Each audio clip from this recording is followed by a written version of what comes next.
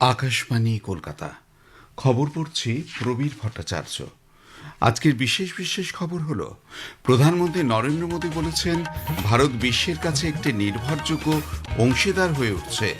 ভারত ইউরোপীয় ইউনিয়ন মুক্ত বাণিজ্য চুক্তি বিনিয়োগ, প্রযুক্তি ও পর্যটন শিল্পের প্রসারে অগ্রণী ভূমিকা নেবে।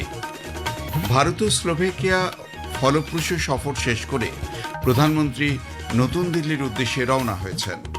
প্রধানমন্ত্রী আজ বিকশিত ভারত রোজগার যোজনার আওতায় ২,৪০০ কোটি টাকার আর্থিক সহায়তা প্রদানের সূচনা করবেন। আগামীকাল কিষাণ সম্মান নিধি প্রকল্পের ২৩তম কেটলির অর্থ তিনি প্রদান করবেন। রাষ্ট্রপতি দ্রৌপদী মুর্মু আজ মধ্যপ্রদেশের ওঙ্কারেশ্বরে আন্তর্জাতিক সিকেল সেল দিবস উপলক্ষে এক অনুষ্ঠানে যোগ দেবেন। বিশ্বকাপ ফুটবলে কানাডা কাতারকে, সুইজারল্যান্ড বসনিয়া হার্জেগোভিনাকে হারিয়ে দিয়েছে। চেক প্রজাতন্ত্র ও দক্ষিণ আফ্রিকার মধ্যে খেলা ড্র হয়েছে। আসছি বিস্তারিত খবরে।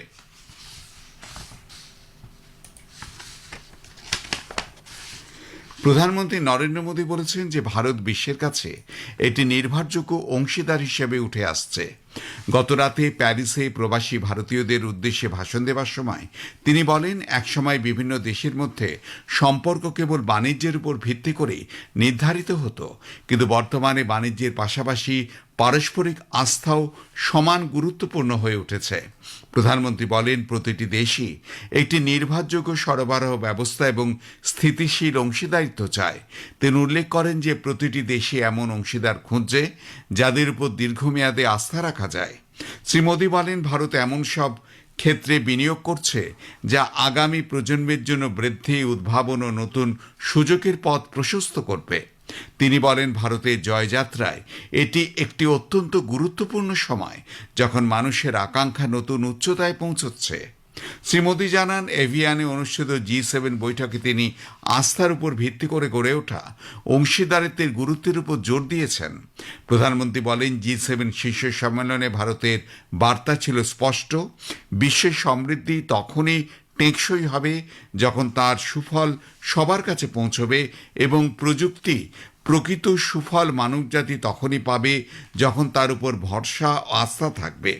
প্রধানমন্ত্রী বলেন, বিশ্ব বর্তমানে অস্থিরতা ও বড় ধরনের পরিবর্তনের মধ্য দিয়ে যাচ্ছে। এই চ্যালেঞ্জিং সময়ে ভারত ও ফ্রান্স নিজেদের মধ্যে অংশীদারিত্ব, আস্থা, স্থিতিশীলতা ও সহযোগিতার একটি শক্তিশালী স্তম্ভ হয়ে উঠেছে। তিনি জানান, উভয় দেশ তাদের সম্পর্ককে বিশেষ বৈশ্বিক কৌশলগত অংশীদারিত্বের পর্যায়ে উন্নীত করেছে। আগামী বছর দুটি দেশ যৌথভাবে ৩০ উপগ্রহ উৎক্ষেপণ করতে যাচ্ছে বলেও তিনি মন্তব্য করেন। এই উপগ্রহ বিশ্বজুড়ে খাদ্য, পানীয় জল ও নিরাপত্তা নিশ্চিতকরণে গুরুত্বপূর্ণ ভূমিকা পালন করবে। তাঁর সরকারের ১২ বছর পূর্তির এই সময় তিনি ফ্রান্সে এসেছেন। তিনি উল্লেখ করেন যে গত ১২ বছরে ভারত বিভিন্ন ক্ষেত্রে অভাবনীয় রূপান্তরমূলক প্রবৃদ্ধি অর্জন করেছে। প্রধানমন্ত্রী নরেন্দ্র মোদী বলেছেন, প্রথাগত পদ্ধতি যেখানে ব্যর্থ হয়, উদ্ভাবনী সেখানে সমাধান নিয়ে আসে। প্যারিসে আয়োজিত ইউরোপের বৃহত্তম প্রযুক্তি ও স্টার্ট আপ সম্মেলনের ভিভাটিক ২০২৬ সম্মেলনে ভাষণ দেওয়ার সময় প্রধানমন্ত্রী ডিজিটাল পেমেন্ট, আর্থিক অন্তর্ভুক্তি, শিক্ষা, স্বাস্থ্য পরিষেবা, কৃষি সহ বিভিন্ন ক্ষেত্রে ভারতের দ্রুত প্রযুক্তিচালিত রূপান্তরের বিষয়টিও তুলে ধরেন। 2026 is a special year for India and Europe. At the beginning of the year, we concluded the historic India-EU Free Trade Agreement. This agreement will expand our trade and investment, and it will open up many pathways for the exchange of talent, technology, and tourism. France ও Slovakia সফরের তৃতীয় পর্যায়ে প্যারিসে ফলপ্রসূ সফর শেষ করে প্রধানমন্ত্রী নরেন্দ্র মোদী নতুন দিল্লির উদ্দেশ্যে রওনা হয়েছেন। ফ্রান্স সফর সমাপ্তির প্রাক্কালে সামাজিক মাধ্যমে দেওয়া এক বার্তায় শ্রী মোদী বলেন যে আগামী দিনগুলিতে ভারত ফ্রান্স বন্ধুত্ব আরও সুদৃঢ় হবে। প্রধানমন্ত্রী জানান, পারস্পরিক যোগাযোগ ও ফলাফলের দিক থেকে ফ্রান্সের এই সফরটি ছিল অত্যন্ত ব্যাপক। সফরের সূচনা হয়েছিল নিজ শহরে আয়োজিত ভারত ইনোভেটস কর্মসূচির মধ্য দিয়ে। এরপর G7 সম্মেলনের জন্য এভিয়ান এবং সর্বশেষে প্যারিসে তিনি ভিভাটিক শীর্ষ সম্মেলন ও একটি বিশাল জনসমাবেশে ভাষণ দেন এবং বিভিন্ন সংস্থার প্রধান নির্বাহী কার্যকর্তাদের সঙ্গে বৈঠক করেন। শ্রী মোদী ফরাসির প্রেসিডেন্ট ম্যাক্রো, ফ্রান্স সরকার ও সে দেশের জনগণের উষ্ণ আতিথেয়তার জন্য বিশেষ কৃতজ্ঞতাও প্রকাশ করেন। এক বিবৃতিতে বিদেশ মন্ত্রকের মুখপাত্র রণধীর জয়সওয়াল জানান যে প্রধানমন্ত্রী মোদীর এই সফর ভারত ফ্রান্সের বিশেষ বৈশ্বিক কৌশলগত অংশীদারিত্বে নতুন গতি সঞ্চার করেছে এবং গুরুত্বপূর্ণ ক্ষেত্রগুলিতে সহযোগিতা এগিয়ে নিয়ে যাওয়ার যৌথ অঙ্গীকারকে আরও শক্তিশালী করেছে। প্রধানমন্ত্রী নরেন্দ্র মোদী আজ নতুন দিল্লি থেকে প্রধানমন্ত্রী বিকশিত ভারত রোজগার যোজনার আওতায় ২,৪০০ কোটি টাকার আর্থিক সহায়তা প্রদানের সূচনা করবেন। কেন্দ্রীয় শ্রম ও কর্মসংস্থান মন্ত্রী ডক্টর মনসুখ মান্ডভিয়া জানিয়েছেন, গত বছরের আগস্ট মাস থেকে প্রায় ৬৩ লক্ষ শ্রমজীবীকে এই প্রকল্পের আওতায় নিয়ে আসা হয়েছে। এর মধ্যে ৩০% মহিলা। এদিনের অনুষ্ঠান থেকে ১৫ লক্ষ উপভোক্তার ব্যাংক অ্যাকাউন্টে সরাসরি আর্থিক সাহায্য প্রদান করা হবে। এই প্রকল্পটি ক্ষুদ্র নতুন শিল্পোদ্যোগীদের উৎসাহ দান করবে এবং কর্মসংস্থান বৃদ্ধি করবে বলেও কেন্দ্রীয় শ্রমমন্ত্রী জানিয়েছেন। প্রধানমন্ত্রী আগামীকাল পশ্চিমবঙ্গের হুগলি জেলার তারকেশ্বর থেকে প্রধানমন্ত্রী কিষাণ সম্মান নিধি প্রকল্পের 23তম কিস্তির অর্থ প্রদান করবেন। কৃষি ও কৃষক কল্যাণ মন্ত্রক জানিয়েছে যে সারা দেশের ৯,৪৪ লক্ষেরও বেশি কৃষকের ব্যাংক অ্যাকাউন্টে সরাসরি ১৮,৮৮০ কোটি টাকারও বেশি অর্থ স্থানান্তর করা হবে। এই কিস্তির মাধ্যমে ২,১৮ লক্ষেরও বেশি মহিলা কৃষক উপকৃত হবেন। এই অর্থ প্রদানের ফলে ২০১৯ সালে ফেব্রুয়ারিতে প্রকল্পটির সূচনা হওয়ার পর থেকে পিএম কিষাণ প্রকল্পের আওতায় মোট বিতরণ করা অর্থের পরিমাণ ৪,৪৬,০০০ কোটি টাকা ছাড়িয়ে যাবে। শুধুমাত্র পশ্চিমবঙ্গেই ৪৫,৩৫,০০০-এর বেশি কৃষক এই সর্বশেষ কিস্তির আওতায় ৯০৭ কোটি টাকারও বেশি অর্থ পাবেন। খবর শুনছেন আকাশবাণী কলকাতা থেকে।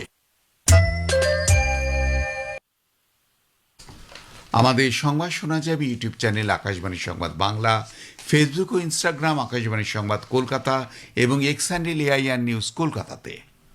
রাষ্ট্রপতি দ্রৌপদী মুর্মু আজ মধ্যপ্রদেশের ওঙ্কারেশ্বরে আন্তর্জাতিক সিকেল সেল দিবস উপলক্ষে আয়োজিত এক অনুষ্ঠানে যোগ দেবেন। এরপর তিনি ওড়িশার রায়রংপুরে যাবেন, যেখানে তিনি বেশ কয়েকটি উন্নয়ন প্রকল্পের উদ্বোধন করবেন। এর মধ্যে রয়েছে এইমস ভুবনেশ্বর আয়োজিত একটি মেডিকেল ক্যাম্প, খনি প্রভাবিত গ্রামগুলির জন্য পাইপলাইনের মাধ্যমে বৃহৎ পরিসরে পানীয় জল সরবরাহ প্রকল্প, ব্রহ্মকুমারীদের মাতৃশক্তি ভবন এবং একটি বিশেষ সার্কিট হাউস। এর আগে গতকাল রাষ্ট্রপতি বেতুলে প্রজাপিতা ব্রহ্মকুমারী ঈশ্বরীয় বিশ্ববিদ্যালয়ে আয়োজিত আধ্যাত্মিক জাগরণের মাধ্যমে জনজাতি সম্প্রদায়ের ক্ষমতায়ন বিষয়ক একটি অনুষ্ঠানে যোগ দেন। সেখানে সমবেতদের উদ্দেশ্যে ভাষণে তিনি বলেন যে দেশের উন্নয়নের জন্য জনজাতি সম্প্রদায়ের ক্ষমতায়ন অত্যন্ত গুরুত্বপূর্ণ এবং তাদের জীবনধারা প্রকৃতি ও আধ্যাত্মিক মূল্যবোধের সঙ্গে নিবিড়ভাবে জড়িত। বেতুলে সফরের পর রাষ্ট্রপতি মুর্মু খান্ডোয়া জেলার ওঙ্কারেশ্বরে পৌঁছান। তিনি ওঙ্কারেশ্বর ও মামলেশ্বর জ্যোতির্লিঙ্গ মন্দিরে পূজাও দেন। বিশ্বকাপ ফুটবলে গ্রুপ বির ম্যাচে কানাডা কাতারকে ৬-০ গোলের বিরাট ব্যবধানে হারিয়ে দিয়েছে। কানাডার হয়ে হ্যাট্রিক করেন জোনাথন ডেভিড, এছাড়া কাইল ল্যারিন ও নাথান সালিবা একটি করে গোল করেন ও কাতারের মোহাম্মদ মানায় একটি আত্মঘাতী গোল করেন। গ্রুপ বির অন্য ম্যাচে সুইজারল্যান্ড বসনিয়া হার্জেগোভিনাকে ৪-১ গোলে হারিয়ে দিয়েছে। সুইজারল্যান্ড হয়ে জোহিনী মানজাবি ৭৪ ও ৯০ মিনিটে দুটি ও রুবেন ভার্গেস ৮৪ মিনিটে ও গ্র্যানিট জাকা দ্বিতীয়ার্ধে সংযুক্ত সময় একটি করে গোল করেন। এছাড়া গতকাল চেক প্রজাতন্ত্র দক্ষিণ আফ্রিকার মধ্যে ম্যাচটি ১-১ গোলে ড্র হয়। শেষ করবার আগে খবরে বিশেষ কিছু অংশ আর একবার।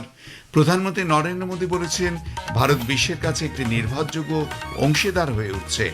ভারত ইউরোপীয় ইউনিয়ন মুক্ত বাণিজ্য চুক্তি বাণিজ্য বিনিয়োগ, প্রযুক্তি ও পর্যটন শিল্পের প্রসারে অগ্রণী ভূমিকা নেবে। ফ্রান্স ও স্লোভাকিয়া ফলপ্রসূ সফর শেষ করে প্রধানমন্ত্রী নতুন দিল্লির উদ্দেশ্যে রওনা হয়েছেন। প্রধানমন্ত্রী আজ বিকশিত ভারত রোজগার যোজনার আওতায় ২,৪০০ কোটি টাকার আর্থিক সহায়তা প্রদানের সূচনা করবেন। আগামীকাল কিষাণ সম্মান নিধি প্রকল্পের 23তম কিস্তির অর্থ প্রদান করবেন। রাষ্ট্রপতি দ্রৌপদী মুর্মু আজ মধ্যপ্রদেশের ওঙ্কারেশ্বরে আন্তর্জাতিক সিকেল সেল দিবস উপলক্ষে এক অনুষ্ঠানে যোগ দেবেন। বিশ্বকাপ ফুটবলে কানাডা কাতারকে, সুইজারল্যান্ড বসনিয়া হার্জেগোভিনাকে হারিয়ে দিয়েছে। চেক প্রজাতন্ত্র দক্ষিণ আফ্রিকার মধ্যে খেলা ড্র হয়েছে। খবর শেষ হলো।